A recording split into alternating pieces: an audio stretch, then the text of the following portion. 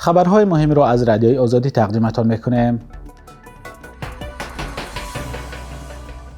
کمیته تفتیشاتی روسیه از بازداشت یک شهروند خارجی با اتهام کشته و زخمی کردن یک پدر و پسر خبر داده است.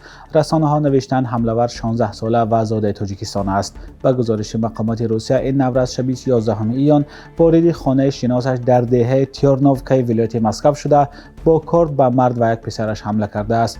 کمیته تفتیشاتی روسیه گفته است مرد در جای حادثه به هلاکت رسیده، پسرش را به بیمارستان بردند. نظری نوروز دستگیر شده و نزدیکانش به قضیه و همین طور انگیزه او برای این کار معلوم نیست.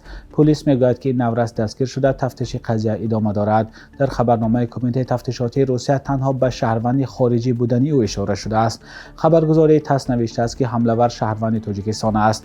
معلومات بیشتر درباره این نوروز دسترس نیست. در نواری پخش کرده وزارت کارهای داخلی روسیه دیده می شود که این نوروز با زبان شکسته روسی صحبت می کند. الکساندر باستریکین رهبر کمیته تفتیشات که از مقامداران مهاجرستیز روسیه گفته می شود تحقیق این حادثه را زیر نظر خود گرفته است. در گذشته هم شهروندان تاجیکستان با اتهام صادر کردن جنایت‌های وزنین در روسیه دستگیر شدند. نزدیکان برخی از این مهاجران به بیگناهی نزدیکانشان پای فشاری کردند. رئیس جمهور ایالات متحده اعلام کرد که انتظار می‌رود مراسم امضای توافق میان آمریکا و ایران آخر این هفته در اروپا برگزار شود. دونالد ترامپ 11 ایون از دستیابی به یک توافق بزرگ با ایران برای پایان دادن به جنگ خاورمیانه خبر داد و گفت معاونش جدی وینس در این مراسم اشتراک می‌کند. ترامپ اعلام کرد که به محض امضای توافق با ایران تنگه هرمز به شکل رسمی باز خواهد شد.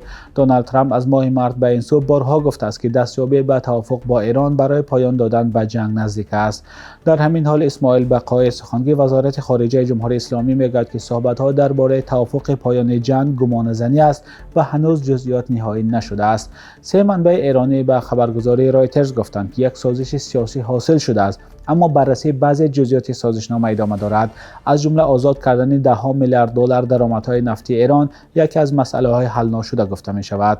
به گفته این منابع این توافق به طور موقت نظارت ایران بر تنگه هرمز را کاهش داده و محاصره بندرهای ایران از سوی آمریکا پایان می‌دهد.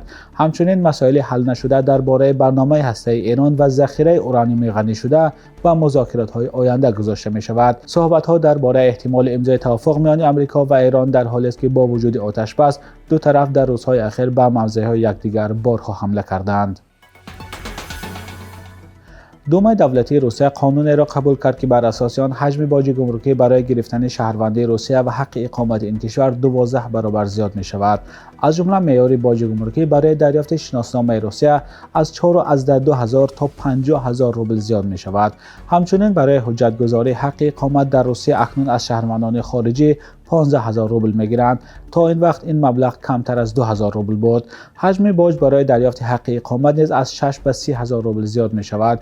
همچنین از کارفرما برای جلب هر کارگر خارجی تا 15,000 روبل باج میگیرند. ویاچسلاو ولادین رئیس دومای دولتی گفته است که هدف از این کار بهتر کردن سیاست مهاجرتی است. در سالهای اخیر مقامات روسیه حجم پرداخت‌های حتمی برای مهاجران از جمله نرخ پتن اجازه‌نامه کار را چند مراتب زیاد کردند.